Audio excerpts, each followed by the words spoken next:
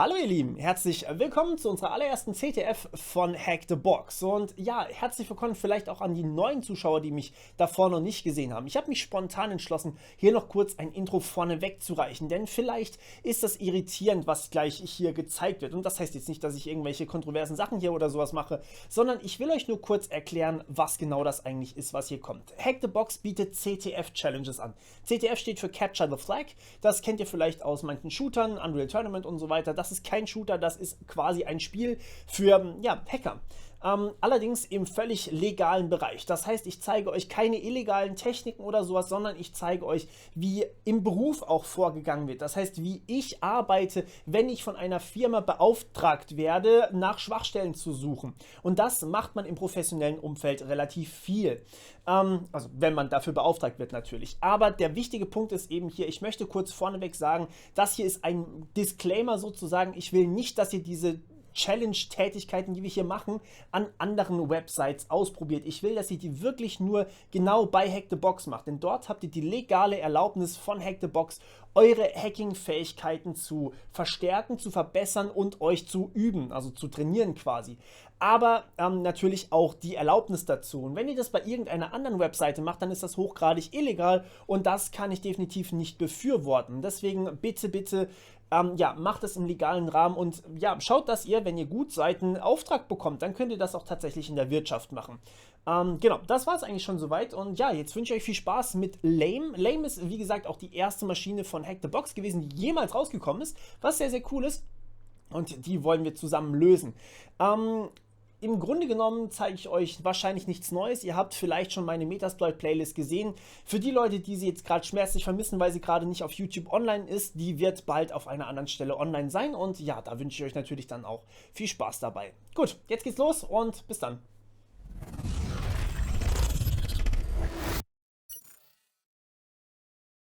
Einen wundervollen guten Tag, herzlich willkommen zu unserer allerersten Hack the Box Maschine hier, die wir auf meinem Kanal sehen dürfen.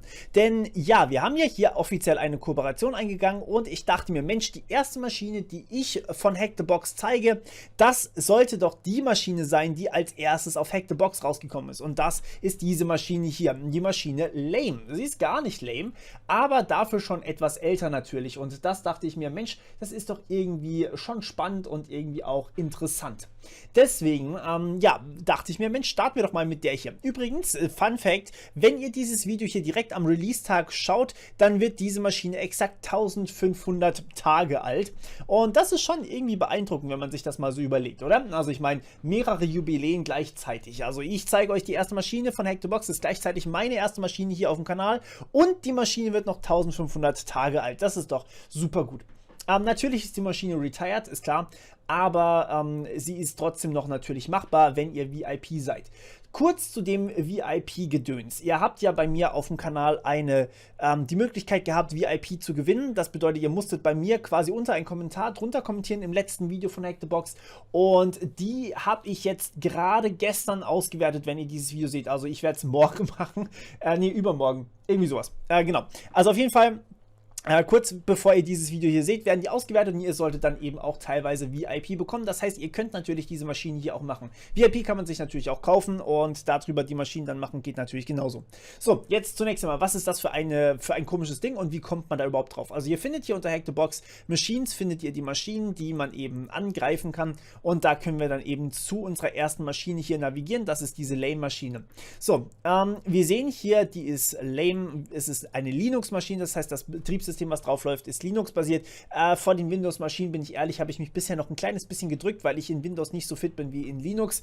Und wir sehen hier auch, wenn ich eine Flag eingeben möchte, dann kann ich hier das Ganze tun. Das bedeutet, ich kann erstmal meine User-Flag, dass ich auf die Maschine gekommen bin, anzeigen lassen und ich kann meine Root-Flag eingeben, das heißt, dass ich Administrator geworden bin. Alle Maschinen haben das eigentlich, also zumindest soweit das möglich ist. Und ja, wir haben hier eben diese beiden Dinger, wir können hier aber auch einen Status-Check machen, Infocard und so weiter und so so fort. Wir sehen hier auch, wie die User die Maschinen bewertet haben von der Schwierigkeit her. Und hier sehen wir einen Ausschlag bei Medium. Die meisten haben sie sehr, sehr leicht eingestuft. Ganz, ganz wenige, also 180 Leute oder sowas, haben sie hier auf Brainfuck, also sehr, sehr hart eingestuft. Aber die meisten haben hier gesagt, sie ist sehr leicht und bei Medium gab es einen Ausschlag. Der Medium-Ausschlag lässt sich so erklären, der Standard, den man hier eingibt, ist natürlich die 5. Und das bedeutet, das hier ist kein direkter, echter Ausschlag, sondern einfach nur Leute, die vergessen haben, das umzustellen. Also nicht wundern hier. So. Und ja, damit können wir eigentlich anfangen. Hier gibt es natürlich Write-Ups, die möchte ich euch nicht zeigen. Ich möchte euch mein eigenes Write-Up geben, denn die Write-Ups sind natürlich alle auf Englisch und ich möchte das hier auf Deutsch machen und euch vielleicht noch einzelne Dinge erklären. Wenn ihr bitte Feedback habt zu dieser Art Video, dann schreibt mir das. Denn ich werde hier natürlich mehr als nur diese eine Maschine zeigen und ihr dürft jederzeit sagen, was mit euch los ist und ob ihr irgendwelche Sachen lieber hättet oder weniger lieb hättet. Teilweise aber werde ich natürlich unterschiedliche Meinungen bekommen. Also manche werden sagen, ey, bitte schneid das Ding. Manche sagen, ey, bitte schneid es auf gar keinen Fall. Ich will das ganz sehen. Da werde ich natürlich dann einen Kompromiss machen, beziehungsweise mich dafür entscheiden, was ich genau möchte. So, jetzt noch eine Sache. Wenn ihr auf diese Hack-the-Box-Maschinen zugreifen wollt, dann habt ihr hier die IP-Adresse 10.10.10.3 ist die Maschine lame. Dazu müsst ihr aber natürlich im richtigen Netzwerk sein, denn das hier ist eine interne IP-Adresse. Das bedeutet, ihr könnt nicht einfach so von irgendwo dahin gehen. Eine Möglichkeit, die ihr habt, ist mit OpenVPN, also mit einem VPN quasi da rein zu tunneln. Ja, das könnt ihr hier tun und dann könnt ihr einfach euer Kali oder was auch immer ihr eben benutzen wollt, könnt ihr hier reintunneln und könnt diese Maschine hier lösen. Deswegen werde ich euch eine andere Möglichkeit zeigen, die vielleicht auch für das erste Mal ein bisschen einfacher ist als dieses überwältigende Kali-Gedöns. Wenn ihr natürlich Videos zu Kali sehen wollt, könnt ihr die bei mir auch angucken. Aber wir als VIP-User haben hier auch eine Pornbox zur Verfügung. Eine Pornbox ist im Endeffekt eine eine virtuelle Maschine, die extra für uns erstellt wird, sozusagen ein virtuelles Parrot-System. Also Parrot ist quasi eine Alternative zu Kali und ja, das wird für uns gestartet, wenn ich hier auf Starten drücke. Allerdings muss ich natürlich eine Location selecten, das wäre in meinem Fall Deutschland. So. Und die wird für mich jetzt gestartet hier und dann kann ich darüber navigieren, als hätte ich mein eigenes Parrot OS und ja, ich kann das quasi im Browser dann verwenden, bin auch schon im richtigen Netzwerk drin und ich darf das Ganze hier mit meinem VIP Plus 743,33 Stunden insgesamt machen und wir sehen, ich habe noch keine einzige Minute davon aufgebraucht. Das ist das Tolle dabei. Dauert natürlich das Ganze ein bisschen zu starten, das läuft auch in der Cloud und so. Und ja, wir sehen hier, boom, da ist es fast fertig zumindest. Fast fertig. Und dann können wir uns das Ganze eben machen. Ich mache jetzt hier in einem separaten Tab nochmal das auf, was ich jetzt zu Lame hatte, während die Maschine startet. Und zwar sehen wir hier, Lame hat zudem einige Basispunkte. Ja, also diese 20 Punkte hier. Dann haben wir hier, wie viele User das ganze System geowned haben und wie viele Leute den User geowned haben. Also quasi hier die Flag für den User gefunden haben und die Flag für Root gefunden haben. Hier sehen wir übrigens auch einen sehr, sehr komischen Trend. In dem Fall haben mehr Leute die Root Flag gefunden als die User Flag. Ich nehme an, dass hier einige Leute nicht so detailliert gesucht haben. Und wir sehen auch noch eine kleine, ja, ein Spider-Diagramm, wie das eigentlich so realitätscheckmäßig ist. Also hier haben wir Real Life, ist es bei einer 4,2. Wir sehen hier, dass es hart auf CVEs ausgelegt ist. Also was heißt hart? 6,9 ist jetzt nicht mega hart, aber ja, man muss wenig eigentlich von Hand machen, 3,1. Also es geht bis 10 runter. Es ist eher CTF-like, also eher an einem CTF orientiert und nicht unbedingt am Real Life. Und die Enumeration, also quasi die Aufzählung, also wie gut man suchen muss nach verschiedenen Dingen, wird auf 4 gewertet, ist klar. So, und ja, genau, das ist im Endeffekt unsere Skala, was man da eigentlich genau machen muss. Und genau, das ist im Endeffekt so ein paar grobe Informationen. Jetzt merken wir uns natürlich die 10.10.10.3 und wir öffnen das Ganze jetzt mal. Nicht über SSH, sondern wir öffnen den Desktop. HTB Viewer ist quasi das, was mir hier angezeigt wird. So, und ihr seht, ich habe auch ein kleines bisschen was abgeschnitten an den Seiten. Das liegt einfach an der Auflösung, weil ich euch ein möglichst großes Erlebnis bieten möchte. Manche gucken ja, wie wir das kennen, auf dem Handy. So, und ja, jetzt können wir hier einfach mal, also es ist quasi wirklich ein Custom Parrot, was wir hier sehen können. Und ich bin hier auch das erste Mal wirklich drin. Wir haben hier sogar eine PowerShell, ist ja spannend. So, also ich brauche natürlich die Bash hier. Okay, perfekt. Und ja, jetzt gucken wir einfach mal. Unsere IP-Adresse ist hier 10.10.14.10 offensichtlich. Machen wir mal ls und ja, es scheint wunderbar zu funktionieren. Es ist auch wirklich schnell. Also ihr müsst bedenken, das ist nicht ein echtes Betriebssystem auf meinem Rechner. Das liegt in der Cloud bei Hack the Box. Ja, das ist schon ziemlich geil. So, und was wir jetzt machen, die Maschine 10.10.10.3, das muss ich mal kurz merken. 10.10.10.3. 3. Das ist die Maschine, die wir angreifen wollen. Das ist Lame. So, das heißt, wir pingen jetzt mal ganz kurz 10, 10, 10, 3. Ach so, und natürlich, ich sollte hier natürlich vorher auf die Maschinen drauf gehen und Lame erstmal starten, sonst wird das wenig funktionieren. Also wir sehen hier, wir kriegen 3 Stunden für die Lame-Maschine quasi zur Verfügung gestellt. Wir können hier die auch zu einer To-Do-Liste draufpacken. Wir können die Maschine resetten, wir können eine Flag submitten. Wir starten natürlich die Maschine erstmal und dementsprechend haben wir sie quasi deployed. Und jetzt sollte ich vielleicht das Ganze nochmal machen. Sorry, das habe ich gerade im Eifer des Redens vergessen. Und ich bin zu voreilig, die Maschine ist noch nicht fertig, die spawnt gerade noch. Dauert ein bisschen, bis die da ist, dann ist sie auch verfügbar. So, jetzt müssen wir kurz warten hier. Wie gesagt, ich schneide das Ganze nicht, das heißt, ich werde hier, jetzt ist sie fertig. Richtig, genau. Und da haben wir sie auf einer anderen IP-Adresse. Hi, ey, hör auf, das wegzumachen. Auf einer anderen IP-Adresse als diese 10.10.3. Hi. So, pingen wir die mal und schauen, was dabei rauskommt. Genau, da sind wir. Okay, wunderbar. Damit haben wir unsere Maschine gestartet und können jetzt erfolgreich loslegen. Das bedeutet, wir können jetzt tatsächlich anfangen, diese Maschine irgendwie zu lösen. Also sie ist jetzt quasi erreichbar, sie ist quasi hackbar. Und ja, damit können wir hier tatsächlich auch Lame angreifen. Also die Maschine ist jetzt online, ja. So, was wollen wir als erstes machen? Nun, als allererstes will ich das Fenster größer machen, weil das echt viel zu klein ist. So, okay. Als allererstes macht man normalerweise etwas, das nennt sich Enumeration. Das bedeutet, wir wollen quasi rausfinden, was ist da eigentlich überhaupt auf dem Ding drauf. Und das mache ich mit normalerweise erstmal Nmap. Das heißt, ich gucke mal, welche Dienste laufen da eigentlich. -sv O-F. Ganz kurz, ich habe natürlich ein Nmap-Video und das wird für euch auch bald wieder online sein. Vielleicht nicht auf YouTube, aber dann können wir ja woanders das Ganze uns angucken. Ganz kurz zu diesen ganzen wunderbaren Befehlen hier, wobei eigentlich können wir das F erstmal rauslassen. -SV, also dieser erste Dings hier, das steht für, wir wollen rausfinden, welche Services hinter den verschiedenen Ports laufen. Also wir machen einen Portscan, wir schauen, auf was hört die Maschine eigentlich, wie können wir von außen drauf zugreifen. Wenn keine Ports offen sind, dann hat man auch erstmal keinen Angriffspunkt auf die Maschine, weil dann nimmt die keinen Traffic aus dem Internet entgegen.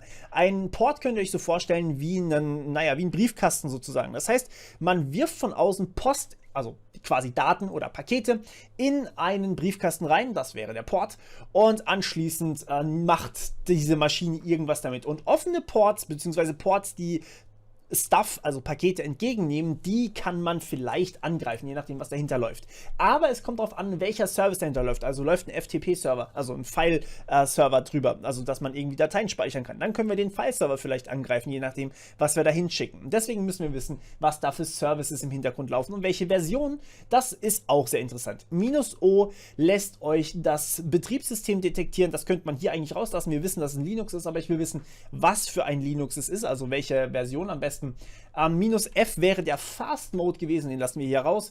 Und ja, dann können wir hier eigentlich direkt loslegen. Das heißt, wir starten das Ganze auf 10, 129, 112 und 58. So, und dann warten wir einmal ganz kurz. Ja, wir müssen das Ganze natürlich als Admin machen. So. Als Admin, warum müssen wir das als Admin machen? Weil wir TCP/IP-Fingerprinting machen. Dazu brauchen wir Adminrechte. Das ist einfach so vorgeschrieben von Nmap. So, für die Leute, die das jetzt hier ein bisschen zu klein finden, ja, was wollen wir machen? Was sollen wir hier? Nein, machen wir nicht. Wir zoomen nicht weiter ran, noch mehr so. Das ist nicht unbedingt das. Schaut einfach am Desktop-Rechner, okay? Das dauert jetzt eine Weile. Hier sehen wir. So, es ist fertig. Okay. Wir haben hier offensichtlich mehrere Dinge detektiert. Also, schauen wir erstmal, was wir hier haben. Wir haben zunächst einmal einen FTP-Server. Das war das, was ich gerade als Beispiel benutzt habe. Also wir haben quasi einen VS-FTPD-Server. Das ist die Software hinten dran. Und dann haben wir die Version 2.3.4. Wir haben OpenSSH als SSH-Dienst, also SSH ist normalerweise der Dienst, dass man hier sich drauf connecten kann und irgendwas dann auf der Maschine machen kann. Also generell auf einem Server. Das ist normal, dass SSH offen ist. Das ist jetzt hier nicht wirklich was Besonderes. Das würde ich jetzt hier erstmal ausklammern. Wir können natürlich erstmal schauen, ob man sich als User anmelden kann und ob man dann vielleicht ein Passwort Brute Force oder sowas machen kann, aber das dauert meistens viel zu lang und lohnt sich nicht. Und deswegen lasst uns hier rüber switchen auf, also der FTP-Server, der bleibt mal interessant für uns, und dann haben wir hier einen Samba-Server. Samba ist eins meiner Lieblingsdinger, muss ich sagen, weil Samba häufig irgendwie angreifbar ist. Und genau, das haben wir einmal auf 139 und einmal auf 445 drauf liegen. Und dann haben wir hier, könnte unreliable sein, und dann haben wir Aggressive OS Guesses. Das heißt, wir haben hier einmal, welches Linux das sein könnte. Wir haben hier verschiedenste Varianten, welches Linux das sein könnte, weil die quasi alle gleich antworten. Also wir haben hier einmal den Open Wide Russian oder OpenWRT Wide Russian. Wir haben hier einen Linux 2.6.23. Ui, der Kernel ist alt. Ja gut, okay, was erwarte ich? Die Maschine ist 5 Jahre? Ungefähr, knapp 5 Jahre alt. 4 Jahre vielleicht. 3? Egal, auf jeden Fall älter als 2 Jahre. Genau, aber wir haben hier auf jeden Fall Unix, Linux, und genau, das ist eigentlich ganz cool, schon mal als Zusatzinformation bzw. als Startinformation. Okay, was machen wir als nächstes? Wir könnten auch noch mal ein bisschen genauer das Ganze untersuchen. Ja, lasst uns, wobei wir könnten eigentlich auch direkt sollen wir mit Samba oder sollen wir mit FTP anfangen? Sollen wir von oben runter gehen? Nee, irgendwie. Lass mich noch mal ganz kurz einen anderen Scan durchführen. Und zwar sagen wir hier nmap, sudo nmap -a, also quasi alles. Und wir machen ein bisschen verbose Ausgabe hier und haben die IP-Adresse 129, 102. Yeah, was ist heute los? 112, 58. So, schauen wir mal. Okay. So. Hostteams down. Was? Habe ich mich vertippt? 10, 129, 112, 58. Hä, was? Wieso ist jetzt mein Host down? Was ist das? Lass mich nicht im Stich. Ne, ist da. Kopiere ich mir nochmal die IP-Adresse, nicht, dass ich hier irgendwas falsch gemacht habe. nmap -a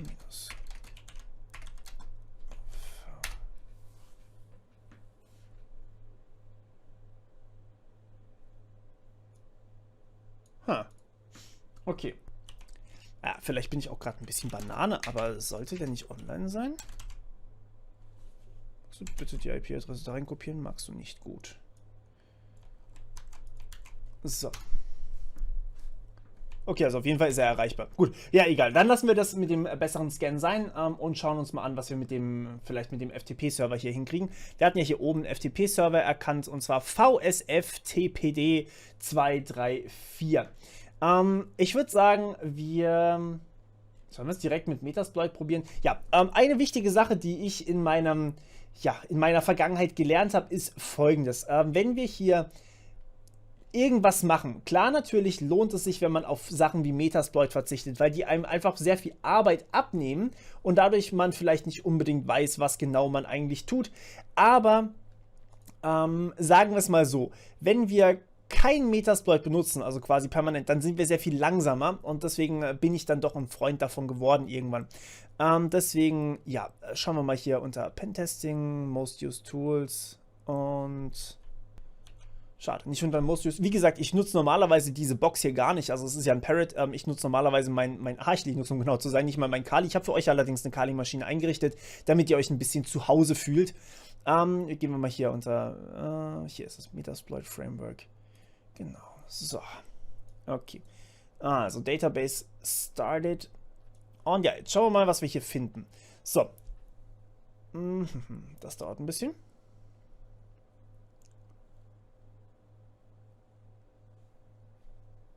Okay.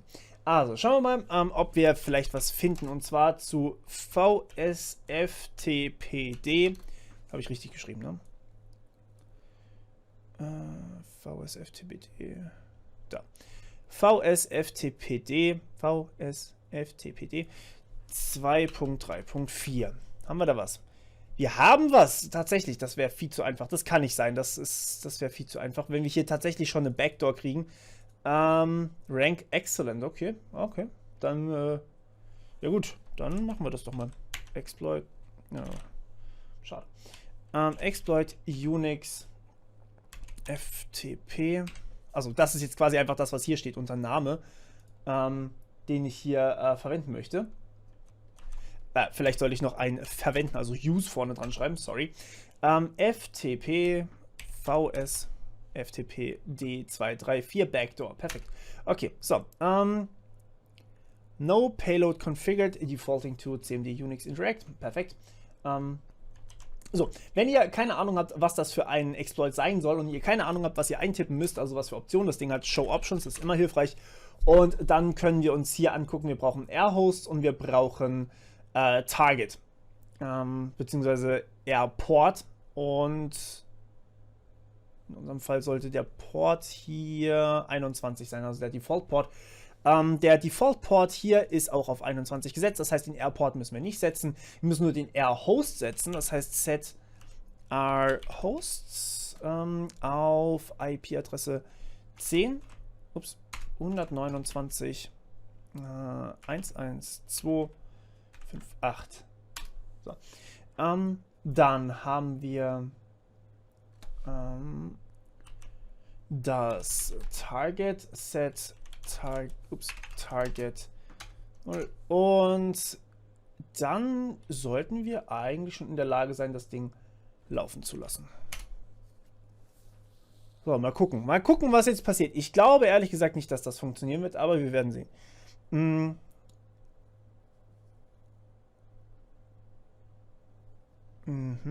Banner. Wie gesagt, das dauert immer ein bisschen, also nicht wundern, wenn ich mal kurz einfach weg bin und nicht sage, ich beobachte dann einfach, ja. Exploit completed, but no session was created. Schade. Ja, wie gesagt, es war fast klar, dass das nicht funktionieren wird. Lass uns mal kurz reingucken, ob man da irgendwas machen kann dran. VSFTPD. Jo.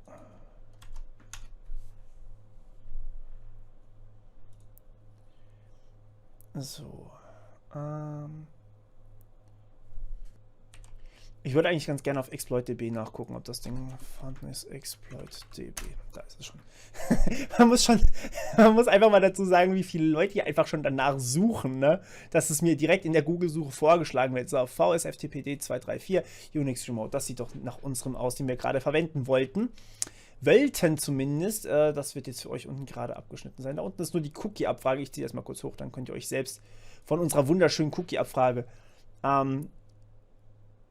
informieren. So, Datum ist von 2011. Ihr habt übrigens natürlich auch den Quellcode. Ihr könnt das ganze Ding quasi euch auch durchlesen, wenn ihr wollt. Und haben wir hier irgendwas dazu? Hier. This module exploits the malicious backdoor that was added in FTPD download archive. This backdoor was introduced in 234 between 2011 Juni und Juli. This backdoor was removed in Juli, am 3. Juli 2011. Ich würde mal schätzen, wenn es dann dieselbe Version ist, dass das dann einfach nicht mehr drin ist. Bin ich mir ziemlich sicher, sonst hätte das funktioniert. Okay, ja gut, dann gehen wir einfach weiter. Wie gesagt, Samba ist sowieso eigentlich mein Hauptpferd gewesen. Meine Haupthoffnung. Okay, jetzt wird es langsam schwierig zu sehen.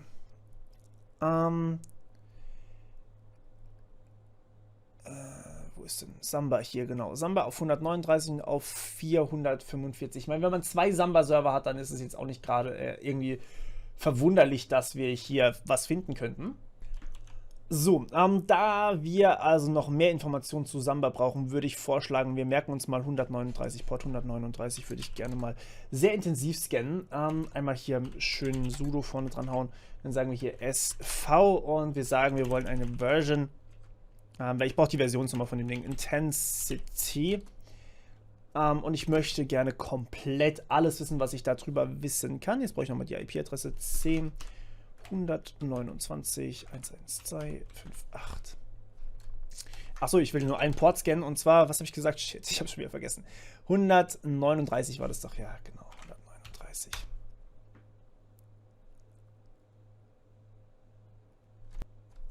Ah, nein, halt, stopp. Da wollte ich nicht hin. Hier wollte ich hin. Minus P 139. So. Okay, ja, jetzt. Okay, Host Teams down. Was ist denn das? Warum habe ich denn jetzt hier schon wieder einen Host down? Das sollte nicht passieren.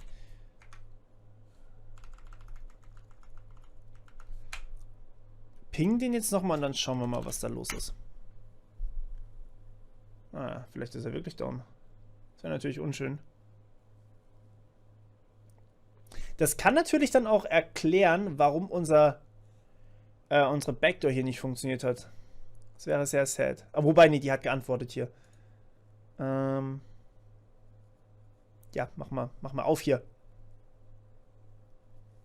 Okay, also ihr merkt, ich schneide das Ding jetzt erstmal nicht. Wenn ihr mir jetzt das Feedback gebt, ey, das muss geschnitten werden, das ist super langweilig. Ja, dann überlege ich mir das vielleicht nochmal, aber... Halleluja, was ist da los? Schauen wir nochmal nach. Lame ist ab. Läuft eigentlich auch. Ha. Ja.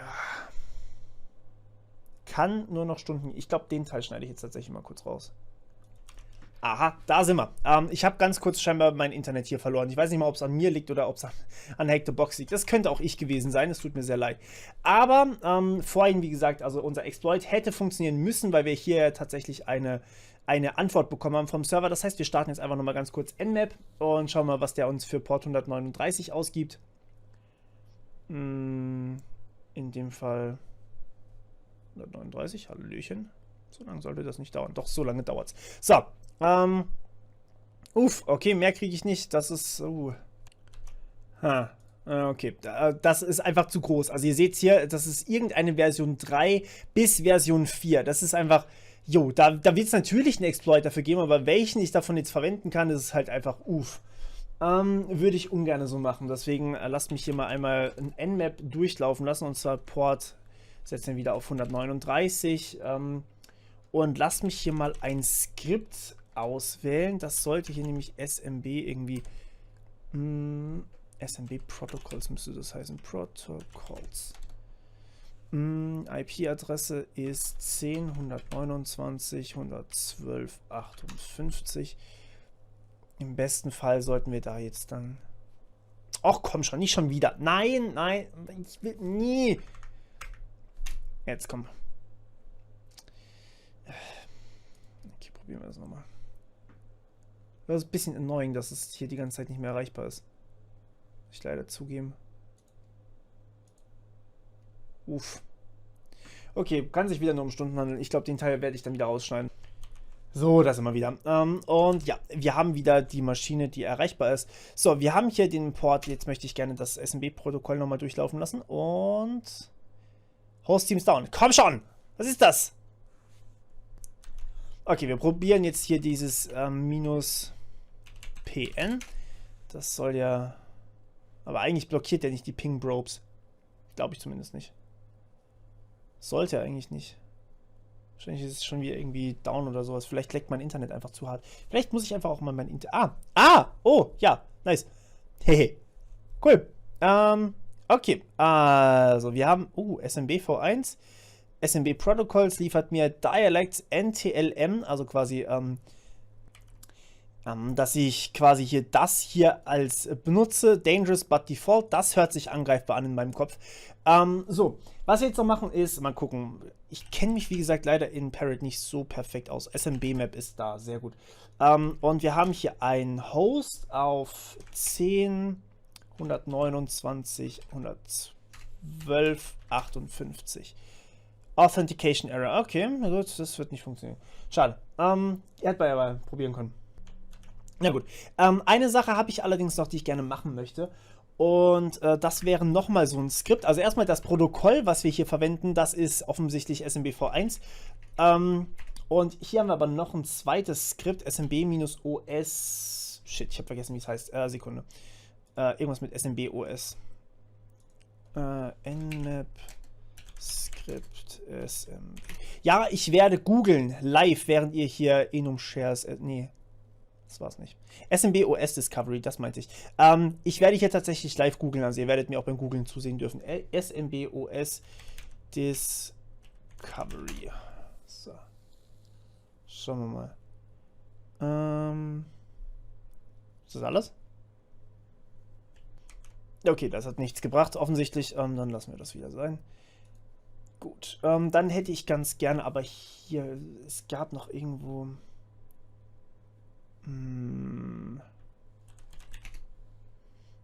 ja, ups. Ach shit, jetzt habe ich zugemacht. Das war vielleicht nicht so clever.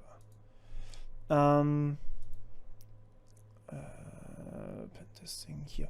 Wo war das Ding drin? In Exploitation hier, Framework. Okay.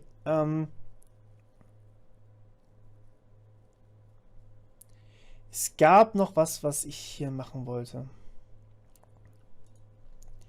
Lass mich mal ganz kurz was gucken. Metasploit SMB Version oder sowas hieß das. Version Detection. SMB Version hier. Genau, das habe ich eigentlich gemeint. So.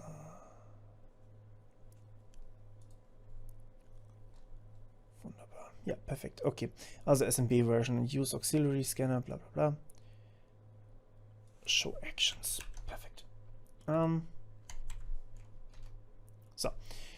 Show Actions. Keine Action. Okay, cool. Ja gut, keine Actions. Warum wird es mir dann hier angezeigt? Keine Ahnung, fragt mich bitte nicht. Show Options. Hier. Show Options liefert mir R-Hosts und Threads. Threads lassen wir mal auf 1, das ist in Ordnung. Set R-Host. Scheiße, ich habe die IP vergessen. 10, 129. Wie geht's weiter? 10, 129, 112, 58, 112, 112, 58. So, du verziehst dich. Dann Run. Und dann sollte uns das im besten Falle was ausgeben. Was für eine SMB-Version wir haben hier. Na, das wird wieder mal ein bisschen dauern, glaube ich. Aber ja, ihr kennt das Spielchen. Wo ich gerade dabei bin, wenn ihr irgendwelche Fragen oder sowas habt oder irgendwas überhaupt nicht versteht, dann dürft ihr mir das auch ganz gerne mal sagen natürlich. So, haben wir jetzt hier noch irgendwelche weiteren Infos oder so? Nö, haben wir nicht. Auxiliary Module Complete, Execution Complete, sehr gut. Also ich will ja nichts sagen, aber sollte das nicht eigentlich mir hier Ergebnisse liefern? Also, okay, was ist meine andere? Achso, ja, gut, ich habe die. Was machen wir denn jetzt? Irgendwie möchte es mir keine Ergebnisse liefern, welche das ist. Okay, dann, ja, was machen wir? Wir machen nochmal einen Scan mit Nmap. Ich habe noch eine andere Idee, was man machen könnte. Wobei wir den, glaube ich, ach shit, okay, wir haben ihn nicht gespeichert. Ich glaube, ich habe den vorher schon mal irgendwann eingegeben, quasi, genauso. Nur wir können, glaube ich, sogar mit der Version Intensity auf 9 hochgehen. Ja, nicht 10.10, 10, 129, 112. Ach so, vielleicht war die Maschine ja auch wieder weg. Das kann natürlich auch sein. Ich will nur Port 139. So. Das kann natürlich auch sein, dass der Host wieder down ist. Dann kann ich... Jo, natürlich, wow. 10, 129, 112, 58. Okay, wenn er denn mal Lust hat.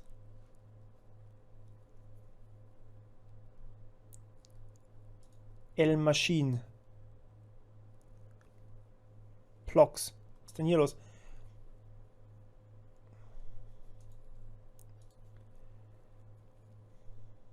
Ich glaube, es liegt wirklich an meinem Internet. Ich glaube, mein Internet zackt gerade einfach hart. Und deswegen kann ich hier auch echt wenig machen natürlich. Das ist doof. Tja, danke Unity Media, dass ihr mir so stabiles Internet ermöglicht. Hier haben wir es. Wunderbar. Es sind wieder ein paar Paketchen durchgegangen. So, probieren wir das Ganze nochmal. So gefällt mir das deutlich besser. Samba Version 3.0.20 Debian. Vielen Dank. Ja, das war genau das, was ich eigentlich gesucht habe. Perfekt. Okay, also jetzt können wir. Ja, jetzt searchen wir hier mal. Ja, Urge, genau. Man kennt das. Urge. So, wir suchen nach Samba 3.0.20. Samba User Map Script. Das ist ein Skript, was uns wahrscheinlich die Usernamen aufschreiben wird. Deswegen heißen die auch dann wahrscheinlich User Map. Ja gut, lasst uns das mal benutzen. Wir nutzen use exploit multi Samba User Map Script. So. No payload configured defaulting ist okay. Dann ja, wieder mal Show Options. Wir kennen das Spielchen. Show Options, was haben wir denn? Lhost, das ist wahrscheinlich the Listen Address, ist wahrscheinlich meine Maschine.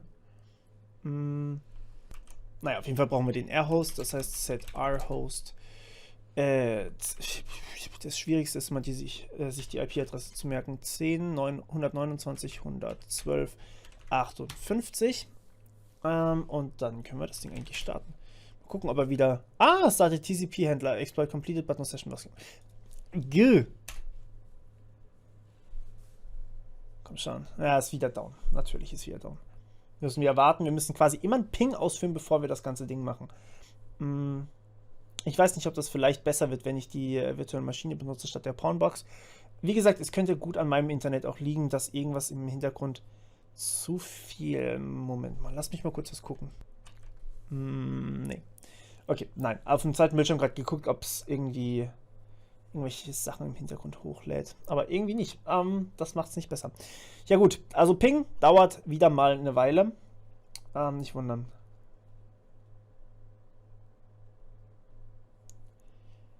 Tja, ich glaube, das muss ich schneiden. Okay, wir haben jetzt ungefähr ein paar Minuten später, nicht wundern, jetzt hat es wieder funktioniert, wir sind wieder da. Wir lassen die natürlich nochmal laufen und wieder nicht, verdammt. No session was created. Okay, da muss ich nochmal was mit den Options machen. Show Options. Was ist denn eigentlich meine Adresse? Die stimmt gar nicht, ne? Listen Address, die stimmt überhaupt nicht. Ich brauche natürlich set lhost. Port 139 stimmt natürlich hier. Das ist wunderbar. Achso, Moment mal. Ich bin doch doof. Setzen wir die einfach mal auf 10, 10, 14, 10. Und der Port ist mir eigentlich relativ egal. So, jetzt probieren wir das Ganze nochmal. Aha! Jetzt besser. So, ls. Perfekt, also wir haben offensichtlich Zugriff auf irgendwas, das heißt, die sind schon mal auf der Maschine drauf, das ist schon mal gut. Das heißt, die Samba-Version hier war tatsächlich angreifbar. Und ja, wer bin ich denn eigentlich? Who am I? Ich bin root, ich bin direkt root geworden, das heißt, ich habe sowohl die normale User-Flag als auch die Root-Flag theoretisch. Das heißt, ich möchte natürlich mir, was will ich denn? Ja, schon mal erstmal in Home nach. Achso, ja, das geht ja nicht.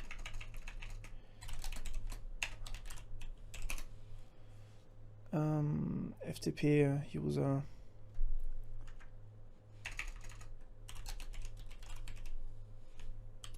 Ja, jetzt wird es halt tatsächlich einfach nur Upsala. Jetzt wird es einfach tatsächlich suchen. Ne? Gehen wir erstmal in Home rein, da muss ich das nicht jedes Mal schreiben. Was haben wir hier drin? Ach. Mann, das mit dem Ping nervt. Ich muss schon wieder euch pausieren und schon wieder warten. Da habe ich geschlafen. Wir sind wieder da. Gucken wir mal. LS, was haben wir? Wir sind nicht mehr drin, glaube ich. Es hat, ja, aborten wir mal die Session. Das heißt, ich muss den ganzen Kram hier nochmal neu starten. So, gucken wir nochmal. Okay, gehen wir mal in Home. Hjom, man kennt es. So, was ist hier drin? Okay, wir haben FTP, Market Service und User. Ich würde mal ganz gerne in Markis reingucken. Was ist das? User.txt. Okay, dann cutten wir uns mal ganz kurz die /markis/user.txt. Das wäre unsere erste Flag, würde ich mal so ups, nein.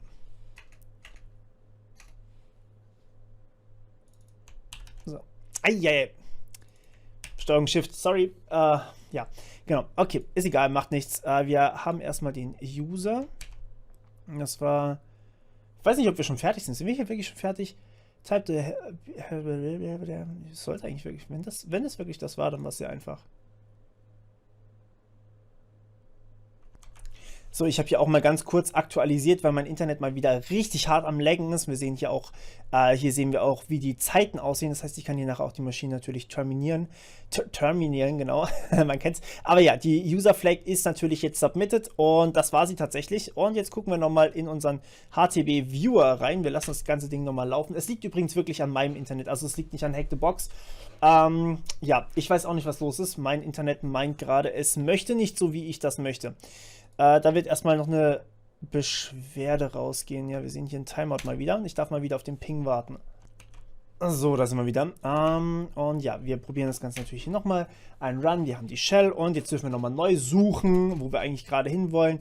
Ich würde vorschlagen, wir gucken mal in Root rein, also hier in dieses Root Directory.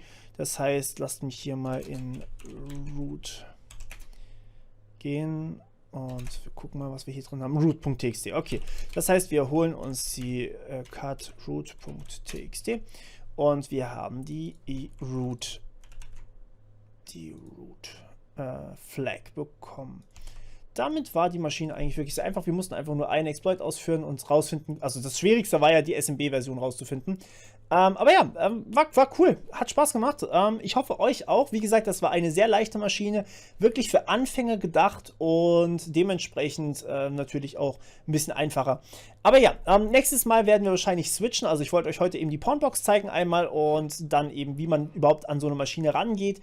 Und nächstes Mal werden wir das Ganze dann mit unserem eigenen Kali machen, was ich natürlich schon aufgesetzt habe hier. Das seht ihr hier. Aber ich habe nicht das normale Kali, sondern KDE Plasma. Und ja, ich glaube, das sollte eigentlich auch ganz gut funktionieren. Genau. Ja, das war's von meiner Seite. Ich hoffe, es hat euch gefallen. Gebt mir gerne Feedback. Wir hören uns wieder beim nächsten Mal. Bis dann. Ciao.